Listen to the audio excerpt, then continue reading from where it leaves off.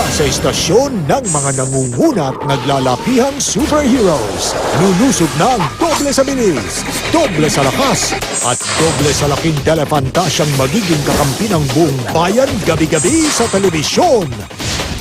Ako si Super S! Ako si Super T! Kami ang Super Twins! Si Jenilyn Mercado bilang Super S, super palaban kaya kahit sino man ang humarang ay walang atrasan.